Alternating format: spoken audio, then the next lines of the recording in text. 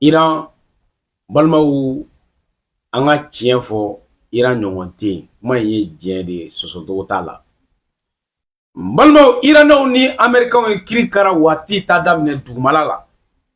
dugumala in kiri kara waati ta n'o ye duguma gɛri ye a daminɛla fɛn jumɛn kɔnɔ Iranaw Amɛrikɛnw ka avion min n'u y'a bon kunu n'a pilote y'i fili ka jigin Iran ye ordre de di à travers les gardiens de la révolution ko Iran sɔrɔlaw ka wuli u kana taa sanu ɲini u kana taa wari ɲini u ka taa pilote ni ɲɛnɛma minɛ ka na ni a ye ala fagalen tɛ dɛ k'a ɲɛnɛma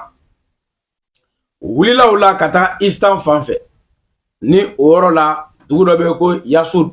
balimaw ni a n'o ma jan ɲɔgɔn na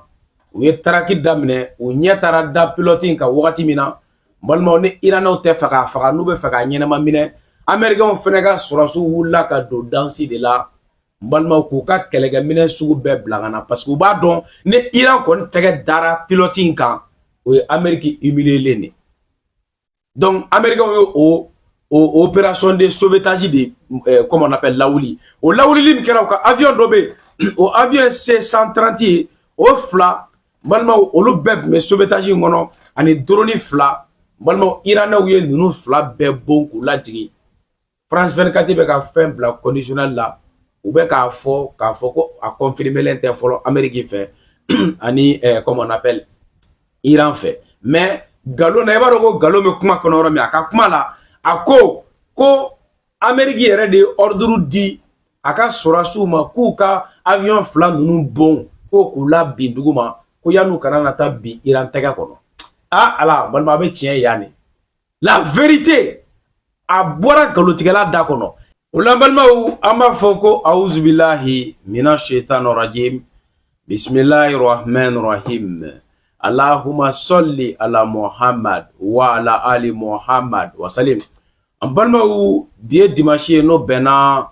avril kalo tile 5 san 2026 a balimakɛ n'aw denkɛ don Mas le patriote n'ale man kan ka bɔlɔlɔ sira salima mandi kan n'an b'a wele ko Galafuga 24 an b'a ɲini an kanubagaw an lajɛbagaw maa maa bɛ k'aw ɲɛ bɛ da an ka video kan wagati in na a ye partage caya kosɛbɛ a ye lien ta WhatsApp groupe dɔ a k'u bilo kɔnɔ balimaw ni an sigi to an ka jɛmu kɛnɛ kan n'an b'a wele ko info du monde bi info du monde kɔnɔ balimaw kunnafoni teliman belebeleba dɔ b'an bolo bi k'a di Iranaw bɛna da Amɛrikɛnw na koyi Iran bɛna Donald Trump a bɛna a ka film ban pewu Iran bɛna Amɛrikɛnw kiri kara waati ta o de daminɛla Amɛrikɛnw dugumala la Amérique ni Iran ni ɲɔgɔn cɛ balimaw a sɔrɔla min fɛ n bɛna don o de kɔnɔ balimaw a ye video partager a ye lien ta WhatsApp groupe min don a k'u bilo kɔnɔ balimaw aw b'a kalama a ka j'aime a kana ɲinɛ j'aime kɔ dɛ j'aime kɔni o nafa ka bon trop a ye j'aime de digi j'aime bɛ fanga di video ma a bɛ video sécuriser balimaw Iranaw aw b'a kalama u ye kunu Amérique ka F-15 kuna Chine fɛnɛ u ye Amérique ka F-35 balimaw u ye ni fila susu k'u lajigin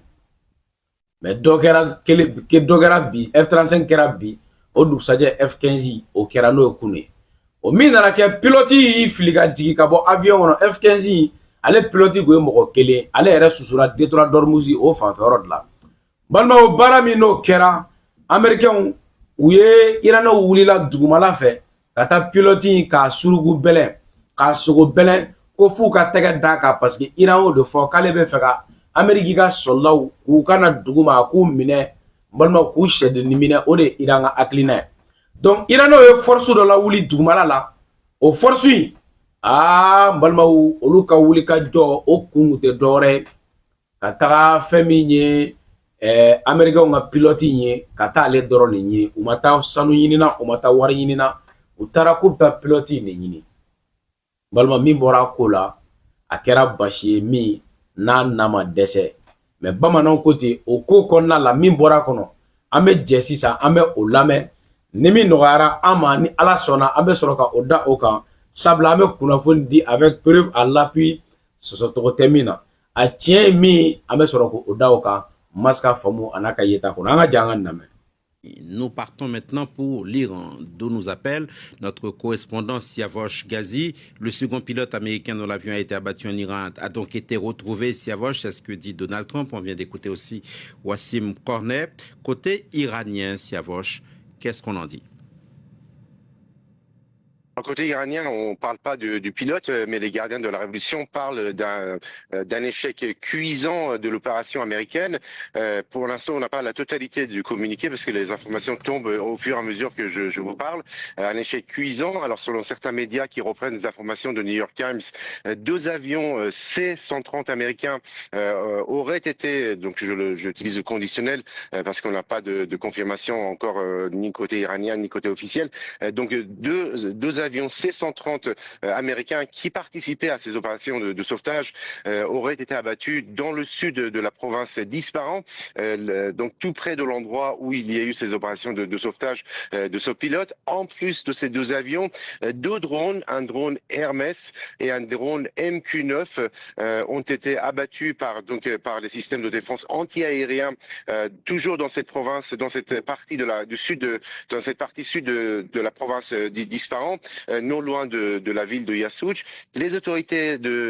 médicales de Yassouj, donc la ville qui est le chef-lieu de la province Boyar Ahmad, donc de cette partie de la province de Boyar Ahmad, affirment que il y a eu dans l'opération, ou en tout cas dans les combats au sol ou les attaques américaines, 9 personnes tuées et 8 blessées,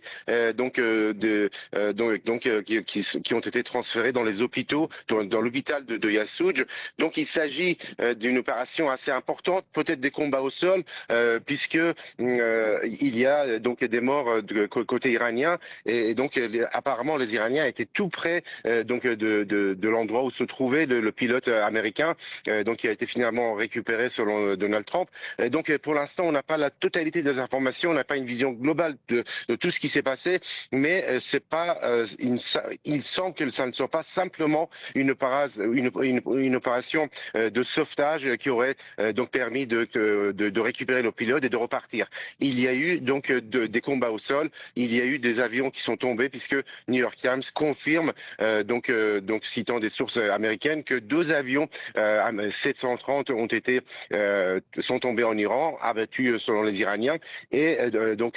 selon ce journal américain, Washington a ordonné à l'armée américaine de bombarder ces 2 avions pour que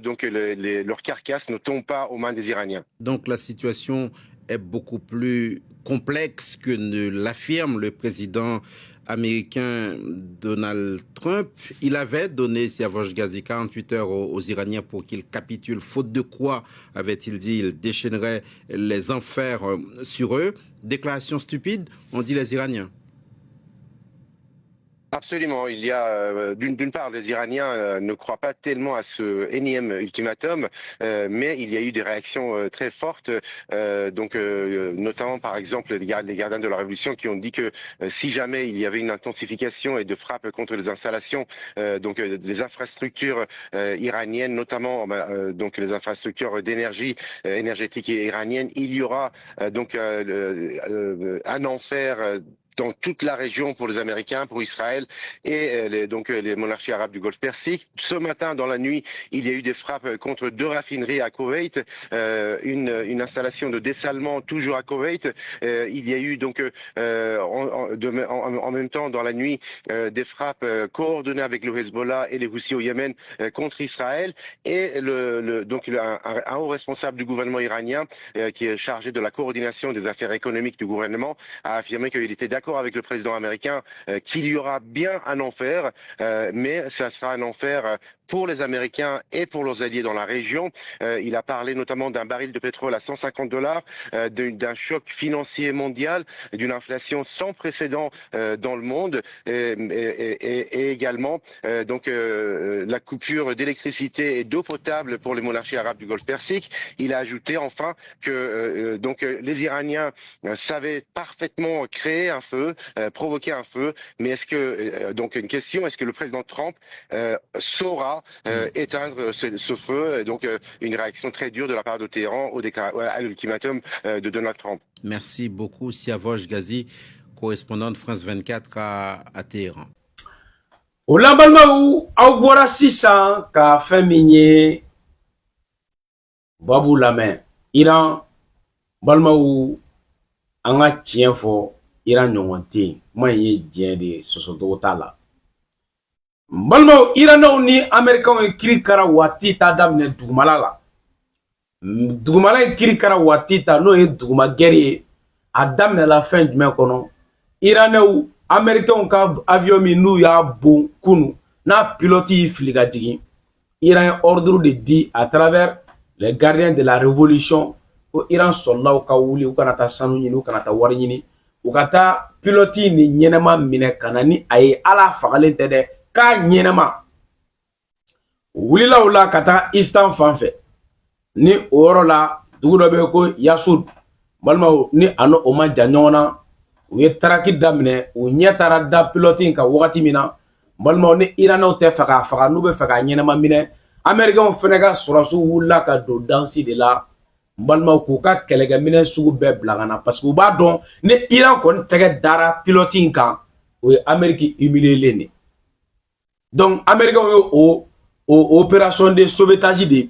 comme on appelle lawuli o lawulili min kɛra u ka avion dɔ bɛ o avion C-130 ye o fila balimaw olu bɛɛ tun bɛ sauvetage in kɔnɔ ani drone fila balimaw Iranɛw ye ninnu fila bɛɛ bon k'u lajigin France 24 bɛ ka fɛn bila conditionnel la u bɛ k'a fɔ ko a confirmelen tɛ fɔlɔ Amérique fɛ ani comme on appelle Iran fɛ mais galon na i b'a dɔn ko galon bɛ kuma kɔnɔ yɔrɔ min a ka kuma la a ko Amérique yɛrɛ de ye ordre di a ka sɔrɔsiw ma k'u ka avion fila ninnu bon ko k'u la bin dugu ma ko yan'u kana na taa bin Iran tɛgɛ kɔnɔ ala balima a bɛ tiɲɛ yanni la vérité a bɔra nkalontigɛla da kɔnɔ e ko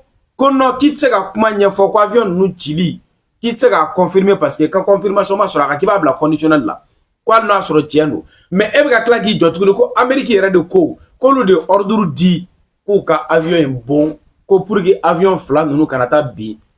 Iranɛw tɛgɛ kɔnɔ balima Iran ni de kɛ sɔgɔmada in na Américains u ka avion belebeleba fila C-130 ale n'u ka drone fila olu minnu tun bɛ opération de sauvetage in na balima Iran ye fila lajigin olu la ko in kɔnɔna la Iran ye mɔgɔ 9 balimaw Américains ka o sɔrɔla olu ni tora ko in na mɔgɔ 8 olu blessera kunnafoni na o tɛ k'o bilan di fɔlɔ mais kuma tiɲɛ ye nin de ye Iranɛw ka armée taara baara kɛ avec professionnalisme avec détermination u wulila k'u jɔ balimaw ka taa dankari kɛ Américains u kɔni kunnafoni na min bɔra ka fɔ sisan parce que Iranɛw bɔra k'u exprimer ko in kan u ma pilote minɛli a n'a minɛbaliya u m'o fɔ an dun b'a dɔn n'o kun kɛra parce que kunnafoni fɛnɛ bɛ ka tomber hali bi donc ni hali ni comment on appelle ko wɛrɛ bɔra kɔnɔ an bɛ tila ka n'o da aw tulo kan mais an b'a dɔn n'o y'a sɔrɔ ko Iranɛw kɔni k'a minɛ u ka sortie fɔlɔ la u tun b'a fɔ parce que a bɛ kɛ victoire ye pour l'Iran k'Américains ko k'u sera ka sɔrɔsikɛ in n'o ye pilote in ye k'a récupérer ka taga ni a ye k'a sauvera Amérique bɔra k'o annonce kɛ n'o o kɔni de don mais u kɔni ka soldat dɔ kɔni tora balima u ma sɔn k'o yɔrɔ fɔ ka fara ka sauver na Américains ka soldat tora c'est ça qui montre que Iran balima Iran ta tɛ bila ka sumaya bilen dɛ Iran ta ye a b'a kana an b'a kala ko Donald Trump bɔra a ka kuma kɔnɔ ko kunu a ko a ye a yira k'a fɔ ko ni Iran ma sɔn ka segin a kɔ ka détour dayɛlɛ k'ale kɛlen don ka 48 heures an m'an si kɛ Donald Trump ka o 48 heures la chaque fois Trump bɛ bɔ n ye 48 heures de n ye heure 20 de n ye heure 4 de n ye heure 3 de n ye tile 4 de Trump bɛ na anw sɛgɛnna o la mais Iranɛw ko a ma k'a ko ni Iran ma sɔn o ma k'ale bɛ jahanama tasuma a bɛ t'o ta jahanama de la ko ka n'o suru Iran kan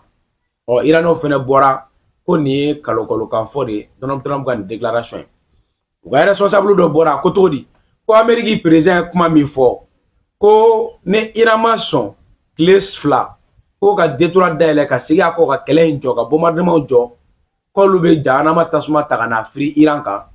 ko olu ma ba a ka kuma ma ko Trump k'u sɔnna a ka kuma ma ko mais a k'a dɔn k'a fɔ ko jahanama tasuma kisɛ ninnu dɛ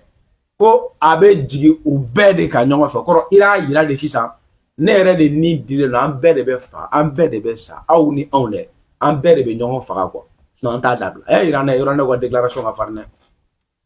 Okumu konna la Kuwait Trump ko déclaration kele kunu bi sogomara na Iran tara frappe ko ka installation ji mime ko ji yelema ka ake ji potable balma no ji sanuma balma Iran tara yesusu bi o kɔfɛ u tilala ka tu ka raffinerie fɛnɛ balma ka yesusu donc Iran ko a bɛ kɛ jahanama ye Amérique n'a ka alliés de bolo ko américains ŋ'a dɔn olu ye courant tigɛ américains ka alliés la u tɛ ka courant sɔrɔ bi o gɛlɛya bɛ yen u y'u ka installation énergétique bɛɛ bunte Saudi y'a kiriti karataw balma ani Bahrain ninnu ni fɛnw Iran ko k'ale ye nin bɛɛ susu o ye Amérique ka alliés ye ko Amérique k'a dɔn ko depuis Ala ka diɲɛ da ni ɲɔgɔnna ma deli ka kɛ pétrole baril k'a taara $150 donc ko o ma deli ka kɛ o kɔrɔ Iran ye dankari kɛ u ka économie la k'u ka économie effondrer kɛlɛ in na Amérique bɛ san caman de kɛ balimaw yan'a ka wuli ka jɔ ka se ka kun Chinois la u ye avantage min ta a kan ani Russe a bɛ gɛlɛya kosɛbɛ donc Iran ko olu le ta bɛ tiɲɛ olu kɔni bɛ sa hali n'u bɛ sa mais Amérique fɛnɛ ta bɛ tiɲɛ américains ka alliés nin kɛra Iran ka laseli ye balimaw ka ɲɛsin an tulo bɛ fenêtre la ne min bɔra babu tɔ la ni Ala ma baasi kɛ an bɛna o da aw tulo kan en temps réel min tɛ sɔsɔ an ka bɔlɔlɔsira sanuma Madi ninnu kan Galafuga 24 olu sanfɛ balimaw a kunnafoni a tɛ sɔsɔ ok donc ni ne b'an bolo bi ka di aw ma teliya la o bɛɛ fo ka waleɲuman dɔn ka Fidel Castro fo k'a ko de a fo Faransi Madame Jara o de ka to sogo an b'a fo Faransi ka foli di Amadi So ma Faransi jamana kɔnɔ a n'a ka denbaya a n'a ka maramu an b'o fo balimaw ka foli di fɛn min ye Maɲan Tarawele Espagne Madrid Maɲan an b'a fo ka foli di Laski Mamadou Traoré États-Unis Laski an b'a fo kosɛbɛ ka États-Unis Mamadou Jara fɛnɛ fo ka foli di tonton Seydou Traoré ma Dakar ka Umar Vieux fo tonton Umar Vieux k'a kɔnɔ yan fo Atibugu la ka bɛɛ fo ka fɔ n'aw ka nin wagati la nataw kɔnɔ salamu aleykum